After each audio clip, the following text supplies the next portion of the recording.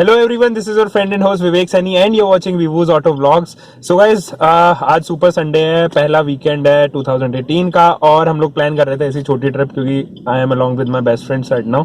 सो आज की इस वीडियो में हम बात करेंगे बलिनो की प्रैक्टिकलिटी रिपोर्ट्स के बारे में. आज मैं कुछ रिपोर्ट्स प्रोड्यूस करना चाहूंगा आप सभी के साथ में कि कैसी स्पेस दी गई है गाड़ी में.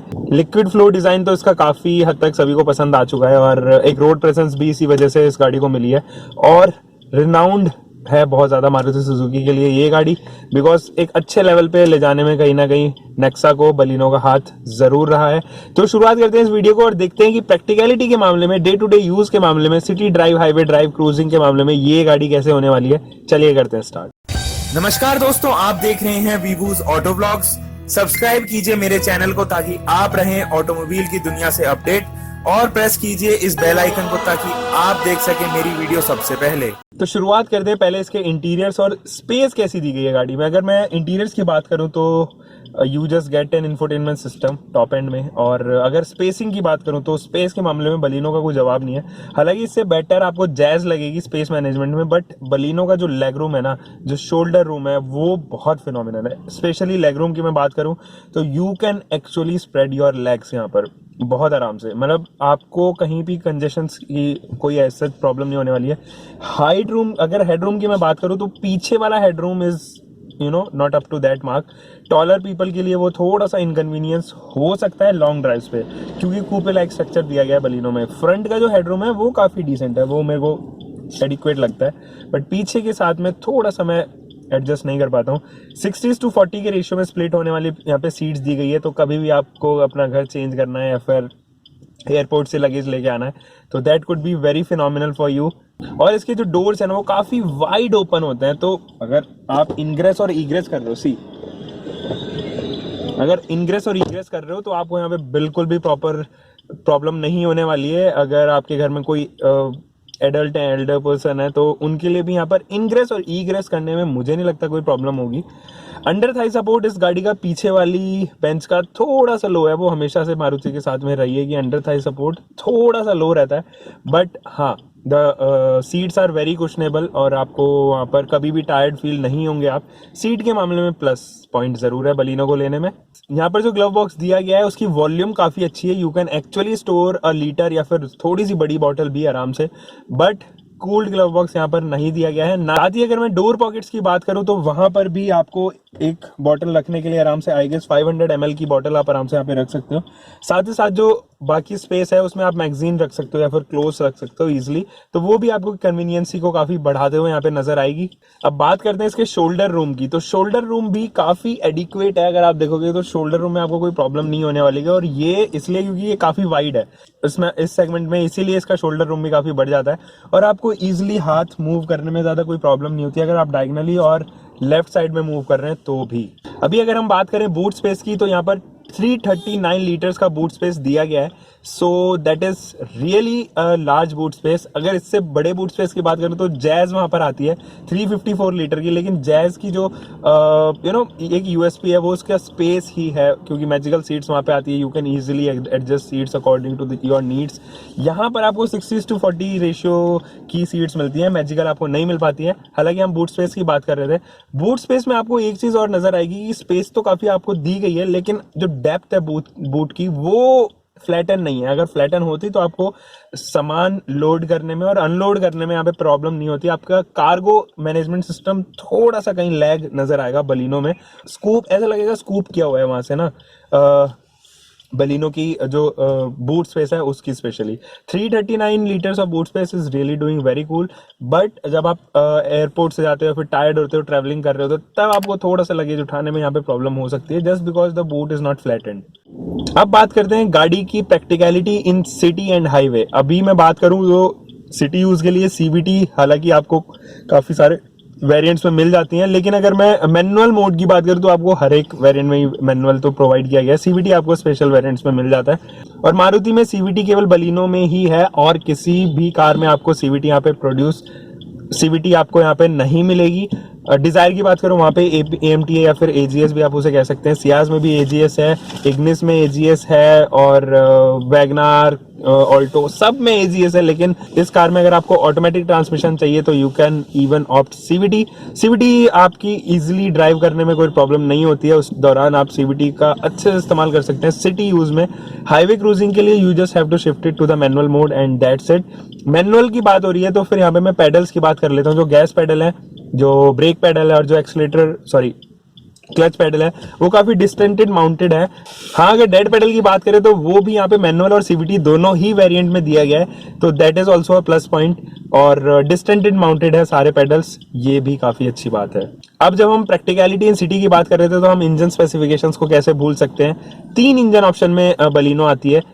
एक 1.2 लीटर का पेट्रोल इंजन, 1.3 लीटर का DDIS इंजन जो फिएट इंस्पायर्ड है, और जो बलिनो का RS वाला मॉडल है वो 1 लीटर बूस्टर जेट इंजन के साथ में आता है। हालांकि वो इंपोर्ट करा जाता है, इसलिए उसकी जो कॉस्टिंग है वो काफी हद तक बढ़ जाती है। बट पहले हम रिफाइनमेंट लेवल्स की बात कर लेते हैं। 1.2 लीटर का जो इंजन है वो काफी रिफाइंड है और अपने सेगमेंट का बेस्ट इसलिए है क्योंकि उसका पावर टू वेट रेशियो ज्यादा है इस गाड़ी का। एक्चुअली अगर हम बात करें power to weight ratio Baleno का तो 96 पावर टू वेट रेशियो है। अगर मैं किसी और गाड़ी की बात करूं उससे एलीट i20 की 81 पर ही सीमित हो जाता है पेट्रोल एंड में, और जैज भी 88 पर, फिगो भी 89 पर, और पोलो की अगर पेट्रोल एंड की बात करूं तो वो बहुत अंडर पावर है। 72 is the power to weight ratio, इसलिए उसको थोड़ा सा प्रॉब्लम होती है यहाँ पर झेलने में। So yes, petrol engine is very refined. अगर हम बात करें वाइस वर्सा यानी कि डीजल इंजन की, तो वो आपको बहुत ही अंडर पावर लगने वाला है। वो इसलिए क्योंकि 77 is the power to weight ratio, और अगर हम BHP नॉर्म्स की बात करें तो वो केवल 74 BHP प्रोड्यूस करता है। जो पावर टू वेट रेशियो मैंने आपको बताया वो इस सेगमेंट की सबसे लोवेस्ट है। अगर आप स्विफ्ट को छोड़ दे तो स्विफ्ट का 70 है। हालांकि बाकी अगर मैं बात करूं जैज का, एलीट i20 का या फिर फिगो का, वो उन सब का पावर टू वेट रेशियो काफ़ी अच्छा है। तो यहाँ पर जब भी आप स्पीड ब्रेकर्स पे उतरोगे, सेकंड गियर में स्विच करोगे या लोअर RPM पे स्विच करोगे, तब आपको हायर RPM पे स्विच करोगे तब आपको प्रॉब्लम नहीं होगी, क्योंकि टर्बो लैग करता है कम RPM पे। अब जैसे ही आप सेकंड गियर पे स्विच करोगे और उतारोगे किसी भी ऑब्स्टेकल से, तो वो टर्बो लैग करने वाला है, क्योंकि टर्बो को एक इनिशियल टॉर्क चाहिए होता है, कुछ भी 1800 RPM के करीब का वो इनिशियल टॉर्क रहता है। और अगर आप उसे 1000 या फिर 1200 RPM पे आइडल सिचुएशन में रिलीज करोगे क्लच को, तो वो बहुत ही टर्बो लैग देने वाला है। तो यहाँ पर थोड़ी सी प्रॉब्लम है। The moment 1800 RPM crosses the turbo activates, फिर आपको मजा आएगा। तो यस, रिफाइनमेंट लेवल उस इंजन का काफी अच्छा है, I am not saying, but थोड़े से टर्बो लैग की वजह से मैं वो इंजन कभी भी प्रेफर नहीं करता हूँ।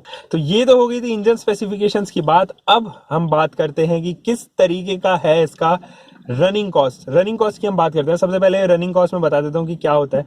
किसी भी व्हीकल की कितने अमाउंट में वो फ्यूल यूज कर रहा है और उसका fuel consumption rate actually running cost कहलाता है। यानी कि वो 1 किलोमीटर में कितने रुपीस ले रहा है चलने के लिए। रुपीस काउंट किए जा सकते हैं, डॉलर्स भी हो सकते हैं, वो varies from country to country. अभी हम बात करते हैं सबसे पहले कि सिटी में इस गाड़ी का एवरेज क्या है। इस गाड़ी का सिटी में एवरेज जैसा मैंने एक्सपीरियंस किया वो समवेयर अराउंड 17 का है, और यही एक्सपीरियंस किया है प्रवीण ने भी। तो 17 में सिटी का अगर आपकी ड्राइविंग कंडीशन अच्छी है तो, अगर हाईवे पे ये बात करें तो ये 90 से 20 तक भी जा सकता है। ARA माइलेज इस गाड़ी के अच्छे हैं, 21 kmpl है पेट्रोल में। मैं स्पेशली पेट्रोल का ही रिव्यू कर रहा हूँ, डीजल का मैं नहीं कर रहा हूँ। So I am telling the norms of petrol only. अगर मैं पेट्रोल रेट्स की बात करूँ तो 73 रुपीज अ लीटर चल रहा है। वही अगर उसको मैं डिवाइड कर दूं 17 से, तो ये आता है समवेयर अराउंड 4.29, यानी कि 1 किलोमीटर चलने के लिए बलिनो को करीब करीब 4.29 रुपीज लग जाते हैं, जो कि मेरे ख्याल से काफी डिसेंट है। एवरेज काफी अच्छा है इस गाड़ी के साथ में। ये जो माइलेज मैंने आपको बताया ये एक्चुअली एक एवरेज फ्यूल एफिशिएंसी ही है। It will vary according to your driving style, road conditions और फ्यूल आप कैसा यूज कर रहे हो, और ट्रैफिक कंडीशंस भी। तो काफी सारी चीजें हैं। अगर आपने कम प्रेशर रखा है अपने टायर्स में तब भी ये वेरी करेगा। तो काफी सारी चीजें जिनके ऊपर माइलेज ऑब्वियसली डिपेंड करता है। अभी मैंने काफी अच्छे तरीके से और जेंटल वे में इसको चलाया था, तो इसलिए मेरे को ये कूल एवरेज निकला है। अगर आपकी ड्राइविंग कंडीशन पुअर है तो it can even come down to 13 kilometre a litre. So अब राइड एंड हैंडलिंग साथ साथ सेफ्टी की बात कर लेते हैं। राइड एंड हैंडलिंग मुझे इसके काफी पसंद आई। सस्पेंशन हालांकि थोड़े से रियर वाले आपको कर सकते हैं परेशान। चलो ये बात भी छोड़ देते हैं, इसको इसके लिए एक नई वीडियो बनाएंगे। अब इसके बारे में बात करते हैं कि ये आपको हैंडलिंग कैसी देगी, तो हैंडलिंग के मामले में पहले मैं आपको उसका टायर साइज बता देता हूँ। 195/55 मिलीमीटर का इसका टायर साइज है, R16 इंचेस का इसका आपको रिम साइज मिलेगा। तो काफी अच्छे हैं, मेरे को टायर स्पेसिफिकेशंस काफी पसंद आए। जैज के कंपैरेटिव तो नहीं, काफी ही कूल है। 175 है जैज में।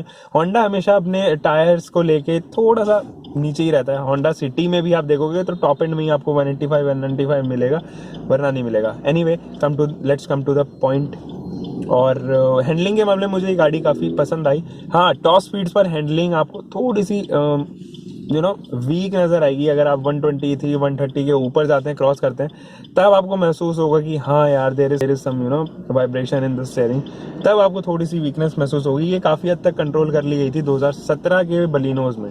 वही अगर फ्यूल टैंक की बात करें तो इस गाड़ी का सबसे कम फ्यूल टैंक है इस रेंज में। I don't know why Maruti Suzuki has done it. 37 litres का फ्यूल टैंक है, मेरी ऑल्टो में भी 36 लीटर्स का है।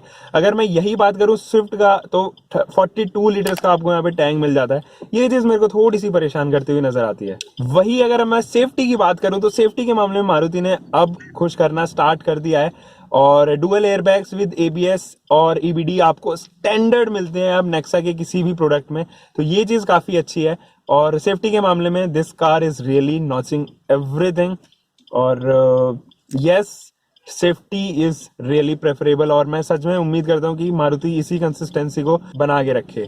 सो गाइज, ये थी एक प्रैक्टिकलिटी रिपोर्ट बलिनो की। उम्मीद करता हूँ कि आपको ये वीडियो आई होगी पसंद। अगर पसंद आए तो please don't forget to hit the like button, subscribe कर लीजिए मेरे चैनल को, ताकि आप रहें लेटेस्ट ऑटोमोबाइल और टेक्नोलॉजी से जुड़ी हुई ऐसी ही कुछ इंटरेस्टिंग वीडियो से। Until for the next time, bye bye, take care and keep loving your car.